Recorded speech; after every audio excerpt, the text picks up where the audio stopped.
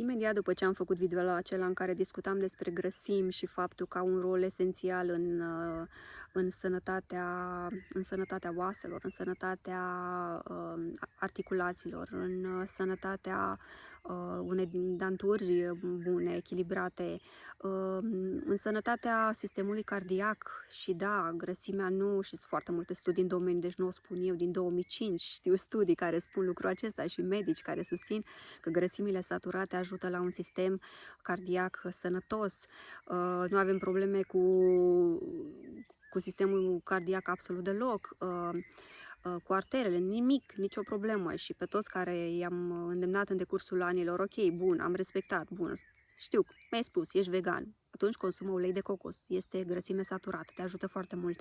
Nu limita consumul acesta, fiindcă te ajută. Și cum au mărit cantitatea de ulei de cocos saturat, au spus, măi, mi s-a schimbat calitatea dinților, adică textura și știu eu tot ce înseamnă, aveam probleme cu carii foarte dese, aveam probleme cu, am pierdut parte osoasă la dinte, am pierdut rădăcini, foarte multe rădăcini. Acum am început să introduc acest ulei de cocos sau unt de cocos, într-adevăr roșii, bio, organic, este o altă diferență și simt asta și la sănătatea articulațiilor și așa, și la calitatea pielii și a tenului și da, și noi am fost vegan foarte mult timp și mie în general nu-mi plac aceste etichete pe care și le dau oamenii, nu știu de ce, așa nu rezonează cu mine, nu-mi plac. Simt că e o chestie de a te bate cu pumnul în piept, da, eu sunt asta, eu sunt vegetarian sau vegan, e așa o chestie că eu mă detașez de tot, sunt mai superior decât ceilalți. Este alegerea fiecăruia cum vrea să se simtă, dar mie nu-mi place acest fel de etichetă. Că da, și noi consumăm în mare parte din săptămână produse vegane și ro-vegane, nu ro-vegane, fiindcă consumăm miere și atunci nu intră la vegan. Și noi stăm departe de carne și da, consumăm de la propriile noastre găinușe care sunt ca și animale de companie, nu le vom tăia niciodată, vor îmbătrâni cu noi aici, vor muri și asta este sănătate și noroc. Cumpărăm smântână grasă de la un producător local și așa și sunt niște grăsimi care, nu știu, pe noi ne-au ajutat foarte mult și au făcut o mare diferență. Într-adevăr, au fost și ani când am fost 100% vegan și la acel moment am spus, da, acum suntem, dar au fost și ani când...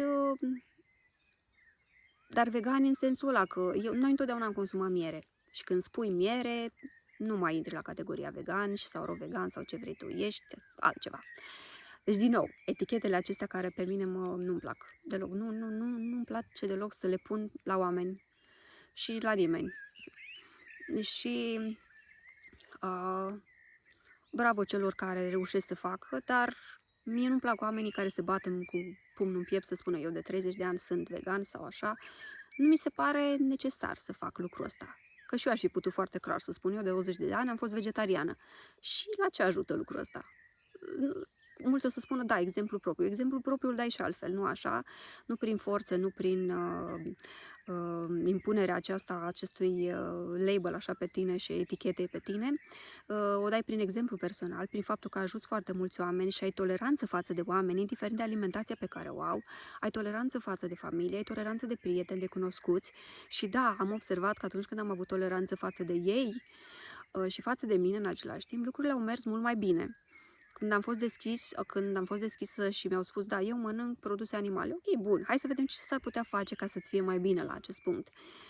Și vreau să spun că acei oameni au ajuns să mănânce 2-3 zile pe săptămână de post, vegan, da? Ei care mâncau la orice masă carne sau produse animale care știm că afectează sistemul digestiv, indiferent dacă e de țară sau dacă este carne cumpărată comercială. Și da, din nou spun, toleranța aceasta și faptul că nici nu vreau să aud de etichete m-a ajutat pe mine foarte mult în acești 15 ani. Și din nou spun, am spus pe pagina mea din 2006 de când am site-ul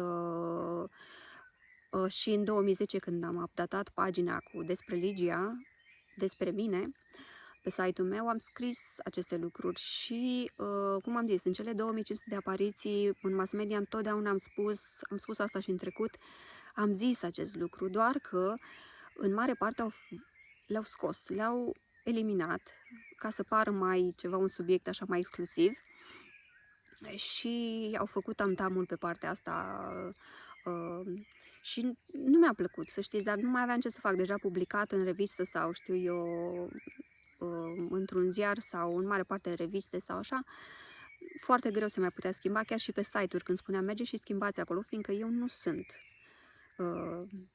raw vegană, nu sunt raw vegană, nu sunt vegană, eu mănânc și consum produsele stupului.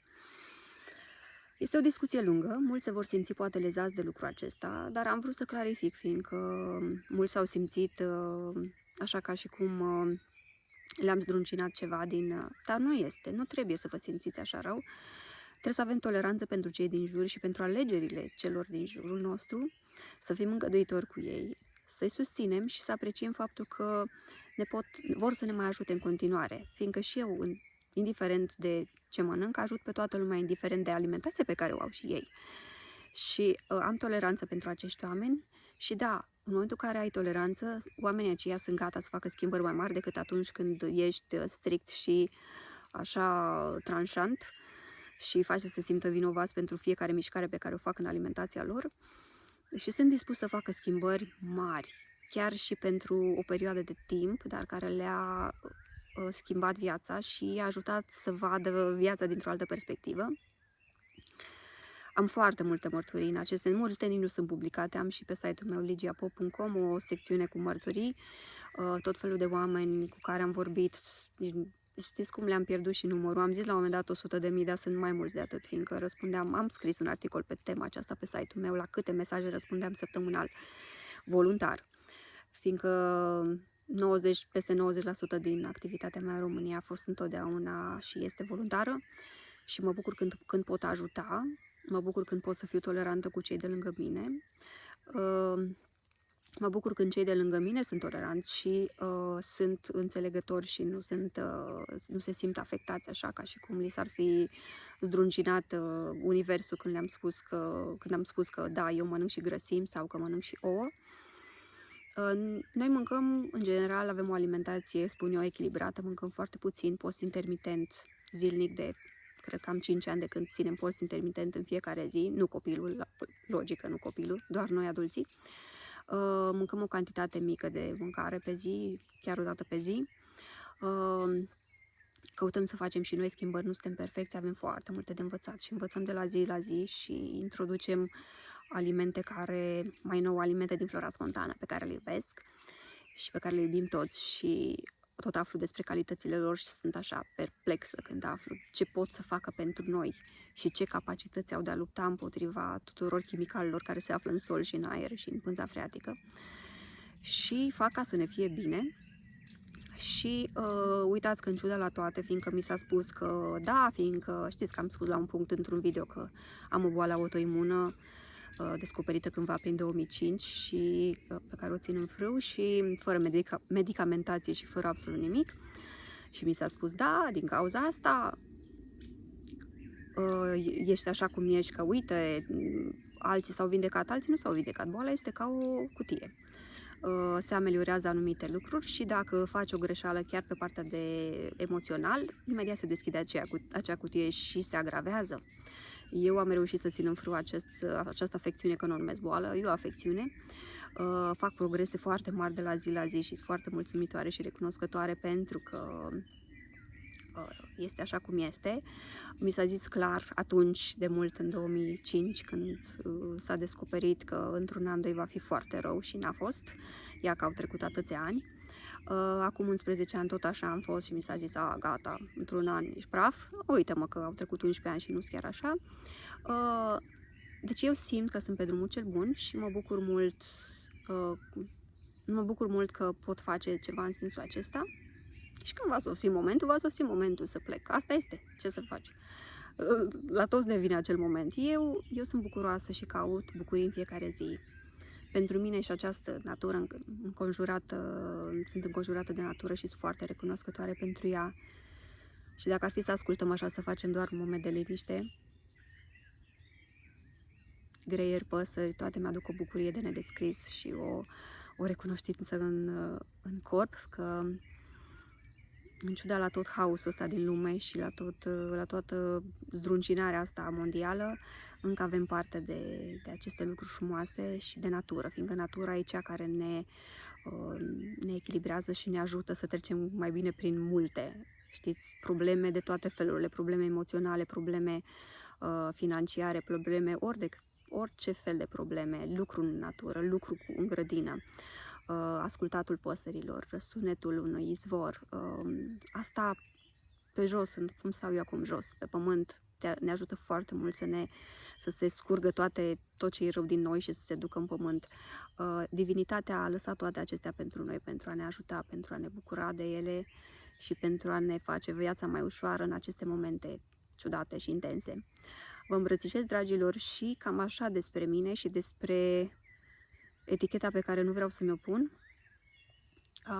și pe care nu-mi doresc niciodată o etichetă, fiindcă, așa cum am mai zis, nu-mi place să spun de 30 de ani sunt vegetarian sau vegan și nu sunt, și să mă ascund în spatele acestor lucruri, fiindcă niciodată n-am făcut asta, întotdeauna am fost transparentă și am spus.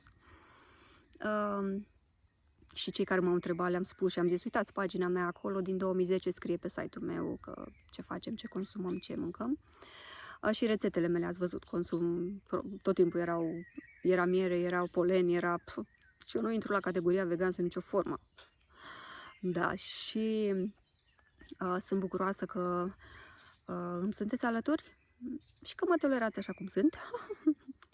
Chiar dacă nu sunt nici eu perfectă, dar nici nu vreau să fiu perfectă. Sunt foarte mulțumită și bucuroasă cu ceea ce sunt și cu faptul că avem atât de multe lucruri în jurul nostru care ne pot ajuta să ne simțim mai bine, să fim bucuroși, fericiți, mulțumiți, recunoscători, și fiindcă despre asta e vorba, de a fi recunoscători, de a fi mulțumitori, de a nu ne bate cu pumnul în piept și din nou să spun de 30 de ani sunt vegan și eu în spate să fac greșeli alimentare foarte mari, dar totuși eu să mă bat în piept și să-mi cred propria minciună, că da, sunt vegan, dar eu să fac alte prostii, ceea ce nu mi se pare normal, corect și frumos față de mine, nu față de cei din jur, fiindcă nu vreau să fac asta. De ce să facem lucrul ăsta? Și mulți o fac. Și nu vine să cred, adică îi văd în jurul meu și nu vine să cred. Nu vine să cred că își cred propriile minciuni, știți? Și după aceea îi vezi la un grătar sau așa, deci, Doamne, wow! Foarte intens. Și mai bine taci din gură și nu spui nimic. Spui că nu ești nimic, nu îți dai o etichetă. Deci cam așa despre lucrul acesta. Sunt foarte, nu neapărat afectată, dar așa mă supără chestia asta cu eticheta. Întotdeauna m-a supărat, întotdeauna mă tore pe dar, asta este. Și nu vreau să am nicio etichetă. Vă îmbrățișez.